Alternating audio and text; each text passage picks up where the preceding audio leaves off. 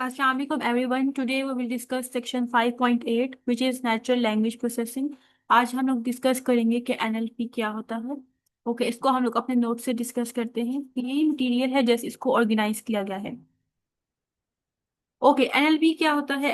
Natural language processing is a branch of artificial intelligence. Natural language processing basically artificial intelligence की branch है। It helps computer understand and process human language both spoken and written like human do. Okay, ये computer की help कर रहा होता है कि जो कंप्यूटर है वो ह्यूमन की लैंग्वेज को अंडरस्टैंड करे। ठीक है, अगर फॉर एग्जाम्पल कोई बोले हुए अल्फाज हैं तो उसको भी अंडरस्टैंड करे, या फिर अगर कुछ लिखा है ह्यूमन ने तो उसको भी अंडरस्टैंड करे जैसे एक ह्यूमन करता है। इसकी वर्किंग कैसे होती है? NLP stop software tries to understand the real meaning of word, sentences और वॉइस डाटा। एनएलपी सॉफ्टवेयर क्या करता है? वो ह्यूमन की लैंग्वेज को अंडरस्टैंड कर रहा होता है, उसके रियल मीनिंग को अंडरस्टैंड कर रहा होता है कि वर्ड्स का रियल मीनिंग क्या है, सेंटेंसेस का क्या है और वॉइस डाटा का रियल मीनिंग क्या है। It is a complex task, बहुत एक कम्प्लेक्स टास्क होता है, एक मुश्किल टास्क होता है जिसमें जो कंप्यूटर है उसको एनालाइज करना होता है और उसको लैंग्वेज को इंटरप्रेट करना होता है, उसको लैंग्वेज को अंडरस्टैंड करना होता है जैसे एक ह्यूमन ब्रेन करता है। इसकी इंपॉर्टेंस क्या है बिजनेस के अंदर? NLP help increase efficiency and productivity. NLP जो है वो एफिशिएंसी को इंक्रीज कर रहा होता है, प्रोडक्टिविटी को इंक्रीज कर रहा होता है। बहुत कम टाइम में कम रिसोर्सेज के साथ जो है वो फास्टली टास्क परफॉर्म हो रहे होते हैं और बेटर रिजल्ट आते हैं।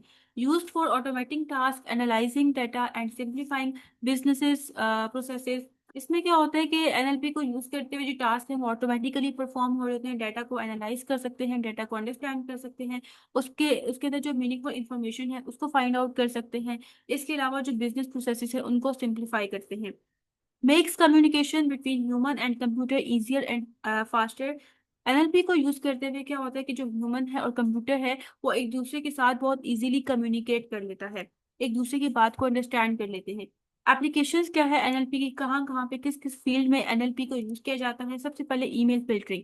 ईमेल फिल्टरिंग का क्या मतलब है इसको हम लोग देखते हैं। पर्पस क्या है? Help in managing incoming emails automatically using AI and NLP. ठीक है, जो ईमेल्स आ रही होती है उनको मैनेज करना, ठीक है, ऑटोमेटिकली मैनेज करना। ये काम जो है वो कौन परफॉर्म कर रहा होता है? ऐसे सिस्टम्स होते हैं जो ईमेल को ऑटोमेटिकली मैनेज कर रहे होते हैं। ठीक हो गया, इसमें एआई और एनएलपी का यूज किया जाता है। इसमें क्या होता है कि जो ईमेल्स आती हैं, ठीक है, उसमें कुछ इंपॉर्टेंट ईमेल्स होती हैं और कुछ स्पैम ईमेल्स होती हैं जो कि इंपॉर्टेंट नहीं होती, या फिर अनवांटेड ईमेल्स होती है, ऐसी ईमेल्स जिससे हमें कोई फायदा नहीं होता। तो क्या करते हैं ये सिस्टम्स होते हैं, ये इंपॉर्टेंट ईमेल को स्पैम ईमेल से सेपरेट कर रहे होते हैं ऑटोमेटिकली। स्पैम क्या होता है? स्पैम का मतलब होता है अनवांटेड, ठीक है, वो वाली ईमेल जो हम नहीं चाहते कि हमारे पास हो, या जंक ईमेल्स, ठीक है, जो कि बहुत लार्ज नंबर में सेंड की जाती हैं। इसके अंदर इस ईमेल्स में एडवर्टाइजमेंट वाली ईमेल्स होती हैं, मार्केटिंग मैसेजेस होते हैं, या इवन मालवेयर भी होते हैं। मालवेयर जो हार्मफुल सॉफ्टवेयर होते हैं जो आपके सिस्टम को नुकसान पहुंचाते हैं। तो ऐसी ईमेल्स को सेपरेट करना होता है इंपॉर्टेंट ईमेल से।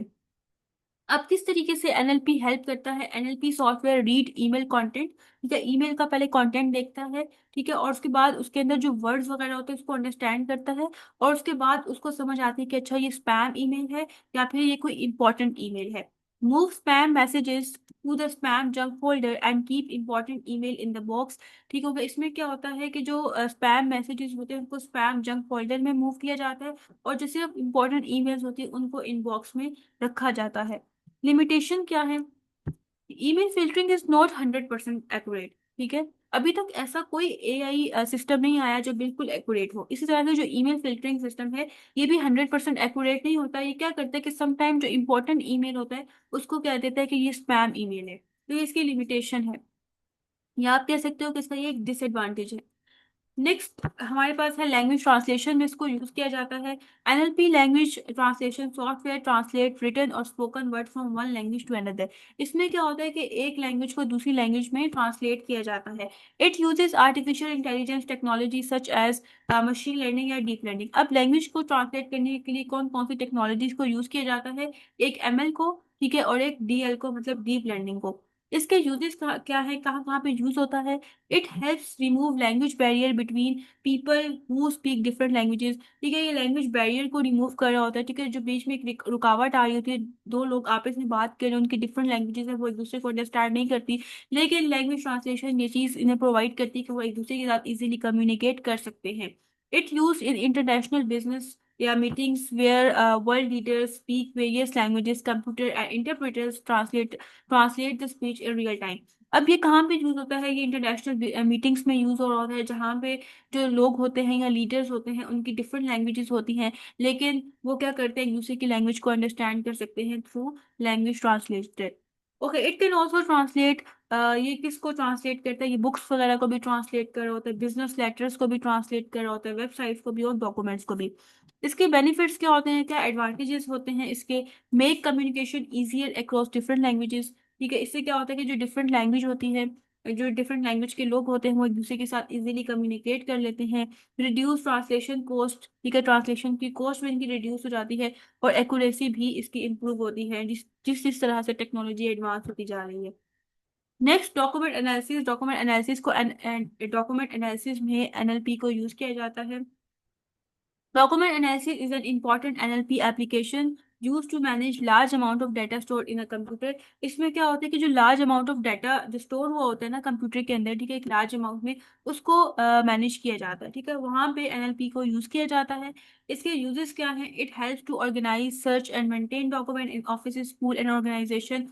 ऑफिस, स्कूल या ऑर्गेनाइजेशन वगैरह में जो डॉक्यूमेंट है उसको ऑर्गेनाइज किया जाता है, उसको सर्च किया जाता है कि कौन सा डॉक्यूमेंट इस वक्त अवेलेबल है, ठीक है, उसको मेंटेन किया जाता है।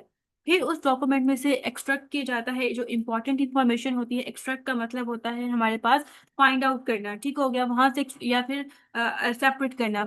जो इंपॉर्टेंट इंफॉर्मेशन होती है उस डॉक्यूमेंट में से सेपरेट की जाती है। इसके अलावा डाटा को कैटेगराइज किया जाता है यूजर की नीड के अकॉर्डिंग। फॉर एग्जाम्पल, हम लोगों ने को डाटा कैटेगराइज करना है, हम लोग एग्जाम्पल ले लेते हैं हॉस्पिटल्स वगैरह की। वहां पे हमारे पास डिफरेंट पेशेंट्स आते हैं, हम लोग कैटेगराइज करना चाहते हैं उनके डाटा को। मतलब हम लोग ये देखना चाहते हैं कि कौन से पेशेंट्स ऐसे हैं जिनको कैंसर है, कौन से पेशेंट्स ऐसे हैं जिनको डायबिटीज है। तो इस तरह से हम उनके डाटा को कैटेगराइज कर सकते हैं। कहाँ पे यूजफुल है, ठीक है, कहाँ पे हेल्पफुल है? डिसीजन मेकिंग में, कोई भी डिसीजन लेना हो हम लोग इसको यूज कर सकते हैं। डेटा को एनालाइज करने के लिए इसको यूज किया जाता है। प्रोडिक्शन वगैरह के लिए, किसी चीज का गेस करना है तो हम लोग उसको यूज कर सकते हैं। Finding specific information from a large number of files. ठीक है, हमारे पास बहुत लार्ज नंबर ऑफ फाइल्स है, उनमें से कोई हमने अगर स्पेसिफिक इंफॉर्मेशन को फाइंड आउट करना है, ठीक है, उसको एक्सट्रैक्ट करना है, तो हम लोग एनएलपी को यूज कर रहे होते हैं। नेक्स्ट हमारे पास आता है यहाँ पे प्रिडिक्टिव टेक्स्ट। टेक्स्ट को प्रिडिक्ट करने की।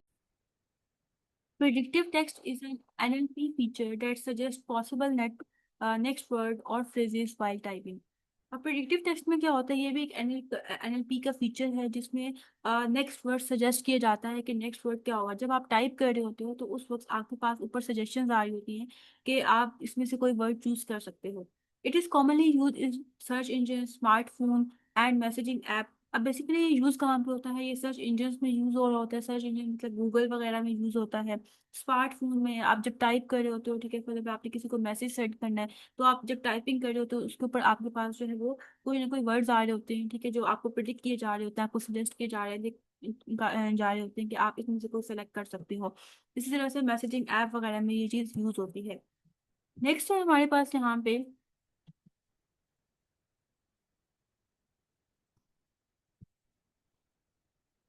ओके, ये काम किस तरीके से कर रहे होते हैं? As soon as we start typing in a search bar, जब हम सर्च बार के अंदर टाइपिंग स्टार्ट करते हैं, NLP algorithm show a list of suggested word.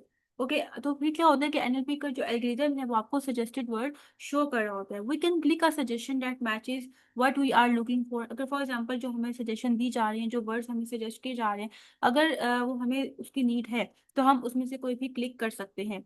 Benefits क्या होते हैं? Makes typing and searching faster. इससे हमारी टाइपिंग और या फिर जो हम सर्च कर रहे होते हैं वो फास्ट हो जाता है। टाइम सेव होता है and improve user experience. User का एक्सपीरियंस इंप्रूव होता है। Ensure suggestion are relevant to what the user mean. ठीक है, इस चीज को मेक श्योर किया जाता है कि जो चीज सजेस्ट की जा रही है वो यूजर के मुताबिक है, उसके रेलिवेंट होनी चाहिए।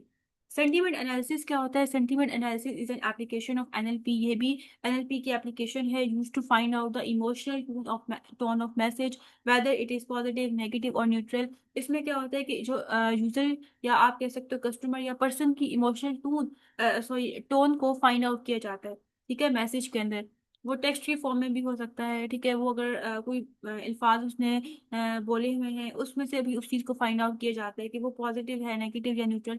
इसको हम लोग एक एग्जांपल समझ सकते हैं कि फॉर एग्जांपल आप खाना खाने गए हो, ठीक है, किसी भी रेस्टोरेंट पे, वहां से उन्होंने आपसे रिव्यूज नहीं है कि कैसा खाना है, ठीक है। तो अगर आपने बोल दिया वहां पे, या आपने उनको टाइप करके दे दिया कि फूड वॉज गुड, ठीक है, तो इसका मतलब है कि ये पॉजिटिव सेंटीमेंट है। अगर आपने बोल दिया वहां पे फूड वॉज नॉट गुड, तो ये नेगेटिव सेंटीमेंट है। अगर आपने बोल दिया फूड वॉज ओके, तो इसका मतलब है कि ये न्यूट्रल है, ये न्यूट्रल सेंटीमेंट है। तो ये होता है सेंटीमेंट एनालिसिस के मतलब, जो इमोशनल टोन जो है वो फाइंड आउट की जाती है, ठीक है, ताकि जो पता चले कि कोई भी हम लोग प्रोडक्ट सेल कर रहे हैं, ठीक है, उसके रिव्यूज वगैरह से ये चीज फाइंड आउट हो सके कि पॉजिटिव सेंटीमेंट है, नेगेटिव सेंटीमेंट है। ये डिफरेंट जगह पे यूज होती है, इसको भी हम लोग देखते हैं कि इसको यूज कहाँ कहाँ पे किया जाता है। It helps computer understand people's feeling और opinion from text like a human does. ठीक है, इसमें क्या होता है कि जो कंप्यूटर अंडरस्टैंड कर होता है कि ह्यूमन की क्या फीलिंग्स है, ये क्या ओपिनियन है, ठीक है, टेक्स्ट में से ठीक है, मतलब टेक्स्ट लिखा जाता है उसमें से वो फीलिंग्स या ओपिनियंस फाइंड आउट किए जाते हैं।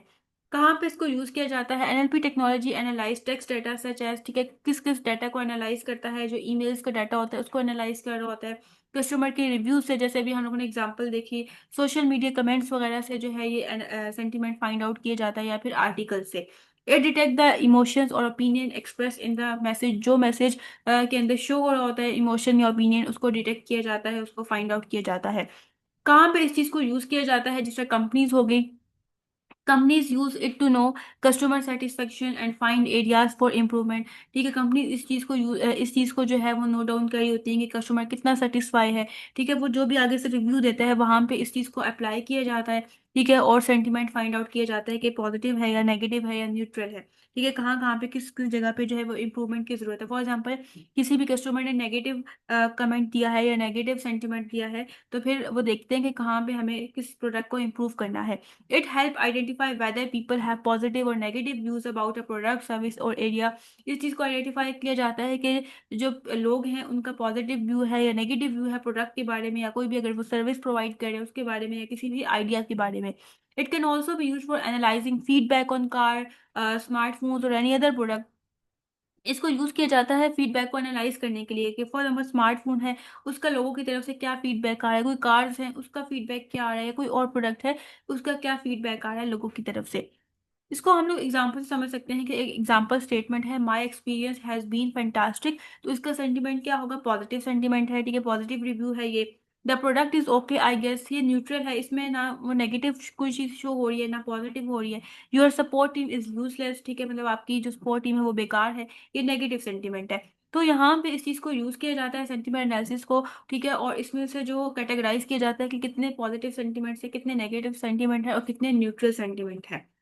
ओके, यहाँ पे ये सेक्शन कंप्लीट हो गया है। नेक्स्ट सेक्शन रोबोटिक्स का है, इंशाल्लाह हम लोग नेक्स्ट लेक्चर में इसको कवर करेंगे। आई होप सो आज के लेक्चर आपको समझ आ गया होगा। इन केस फिर भी कोई क्यूरी है तो आप कमेंट सेक्शन में पूछ सकते हैं।